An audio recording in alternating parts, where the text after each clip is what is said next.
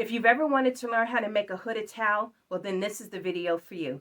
Hooded towels, as you know, are extremely popular with the kids, and even adults like them. You can make them with different characters on there. So sit back and relax as we do this together. And if you have any comments, feel free to leave them in the comment section below, and I will answer all comments. So let's get started. My name is Pamela, and I'm the owner of the Master's Vine. Let's talk supplies. So for the body of my hooded towel, I am going to use this tan. And for the hood part, I already put a green towel in the machine that I will be putting the hooded towel design on. You'll also need fabric. Now I am using marine vinyl. I prefer marine vinyl, but you can also use any fabric that you like. I am using the light brown for the top of the sloth's head. I am going to be using the white for his face, and I'm using dark brown for his eyes. So I've already have the top of the towel already hooped. So let's go ahead and get this started. Okay, as you can see, I already have the design in my machine, and it is going to first do the placement stitch, and then it'll do tack down stitches. So let's get it started.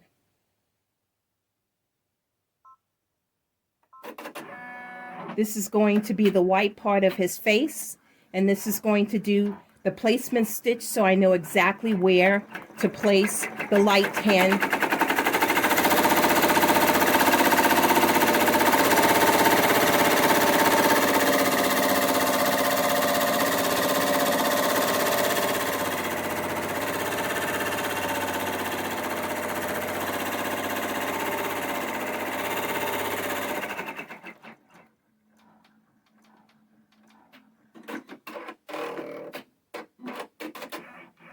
Okay.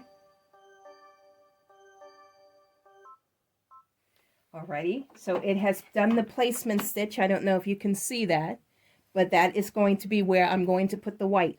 So let's go get the white vinyl. And you're going to want to, now this is my white piece of vinyl here. So I'm going to cut it because I really prefer not to waste vinyl if I don't have to. So I can't put it that way because it's not going to be long enough. So I'm going to do it this way, but I don't need that much. So I'm going to go ahead and just faux that. And then I'm going to go cut it real quick and then put it in the placement area.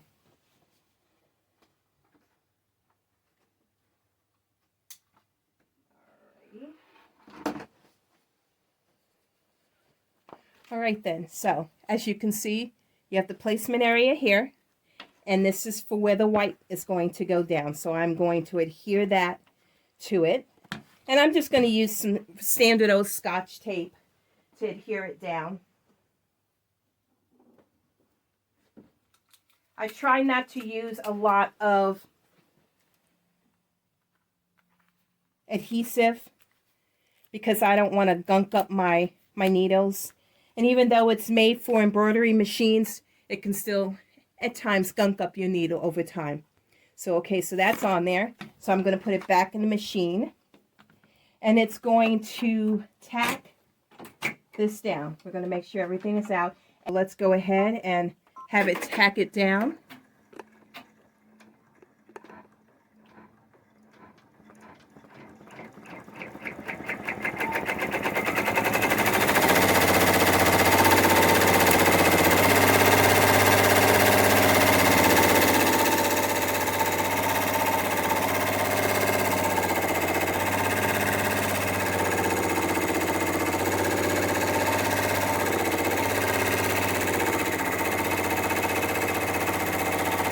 It's going to do a double tack down to make sure it's nice and down.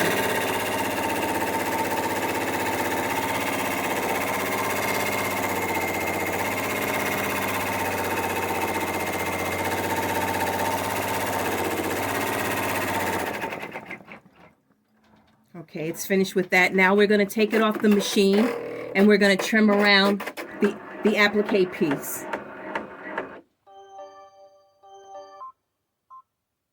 So let's take this off.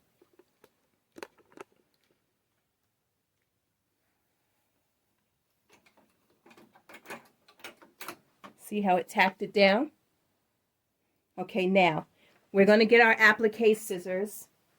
I will show you what my favorite scissors are. I absolutely love them. These are the Ginger double curve embroidery scissors that I use and I absolutely love. And I will make sure to put a link to where you can purchase them in the description box below.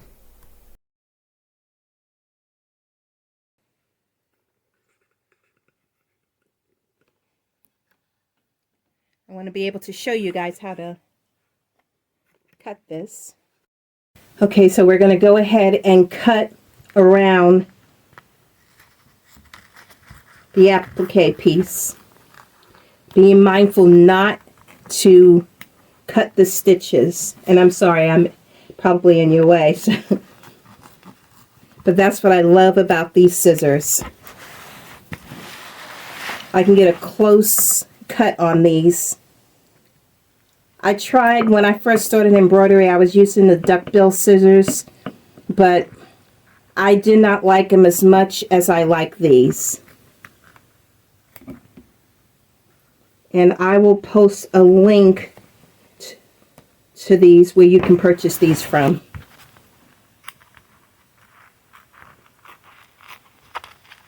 And like I said, you want to try to get as close to the stitch line as you can.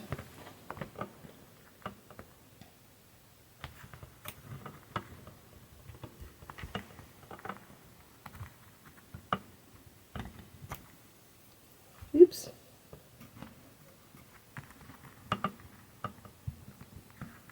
The one thing about using these magnetic hoops and scissors is my scissors wants to stick to the magnetic hoop.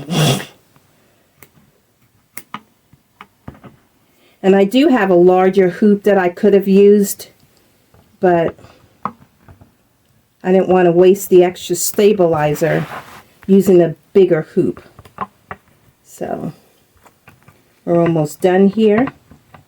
And then we'll take this back to the machine and it will do the next stitch line, which I believe is going to be the top of his head.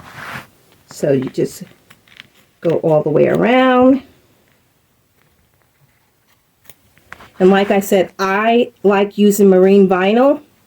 It's waterproof. You can use fabric, so if you want, you could use white fabric. But like I said, I like marine vinyl. So we've finished with this first part, so we're going to put this back on the machine. Okay, now we're going to set it so we can do the next stitch, which is the tan.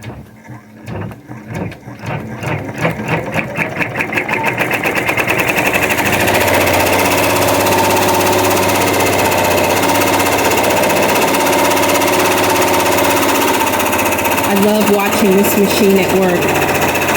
And you can easily do this on a single needle machine as well. So you don't need a multi-needle machine to do this. Does it make it easier? Yes, it does, because I don't have to stop and take the time to swap out all the different thread colors. But you don't need it. And if you like, I can show you a video using my single needle machine. I still have my PE 770, my brother PE 770 that I first purchased when I first got into embroidery over 18 years ago. I refuse to let it go. Okay, now let's go ahead and put the tan marine vinyl on the top of that. Okay, so we now have the tan on here. We're going to go ahead and tack that down.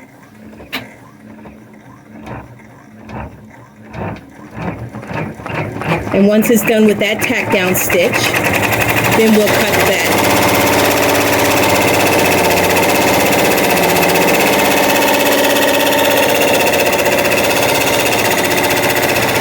Now I would normally tell you, do not put your hand in these machines, whether it's a multi-needle or a single needle, if you want your fingers. I've seen people have needles go right through their fingers from putting their hands in these machines. That's a big no-no. Use chopsticks if you want to, but don't put your hands in the machine. Don't do what I just did. The next stitch is the eyes. So let's go ahead and get that started. And the eyes are brown, so it's going to, I did the tack down stitches brown, so I'm able to know which piece goes on next.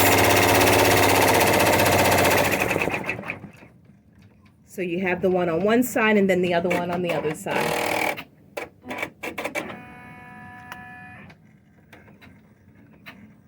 Hope you can see that.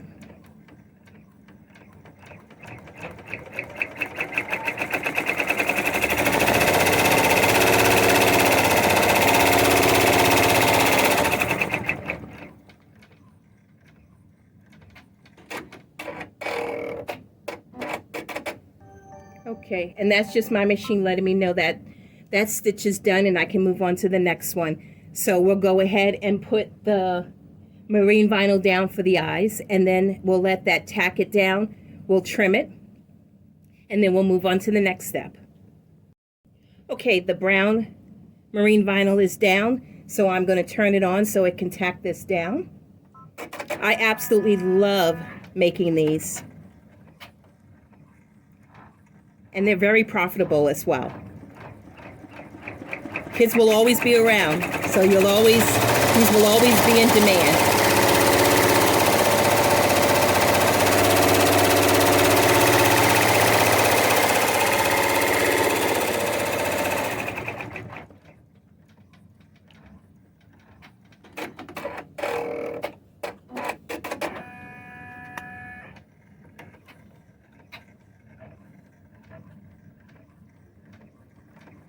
It's so far back in the bed you can't really see it.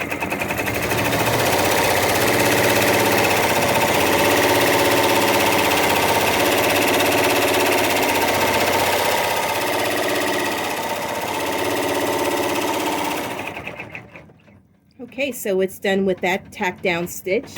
So we're going to go ahead and trim this, and then we'll move on to the next step. Okay, you can really see it beginning to take shape now. So we're going to put it back in the machine, and now it's going to do all of the elements to the sloth, to the face. Okay, let's get it started.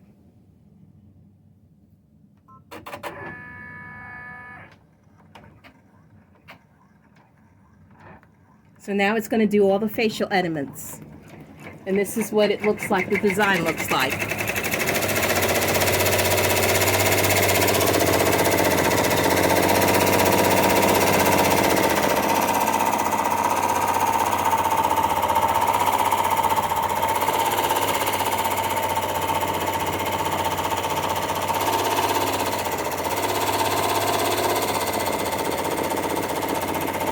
Doing the zigzag stitch, and then it's going to do a satin stitch all around it. As you can see, it is coming together nicely. It's beginning to take shape.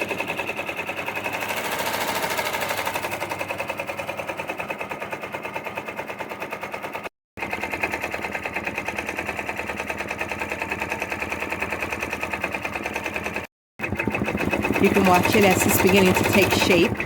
It's done with the eyes now.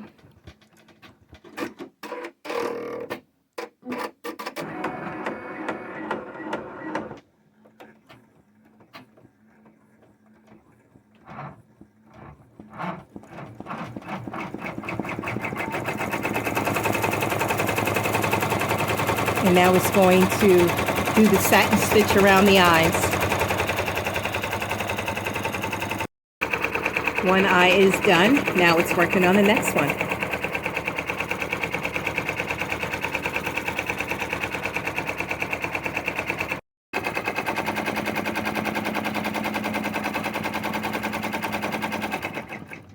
Finishing up the nose.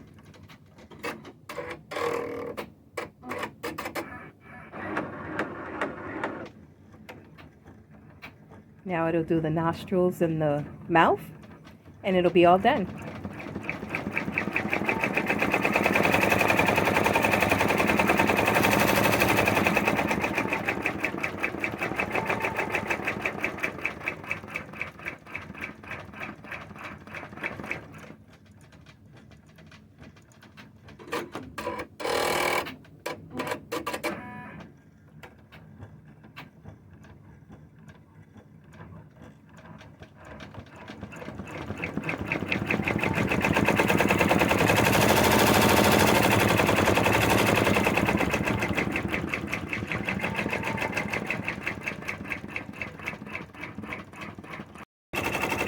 Final touch is the mouth.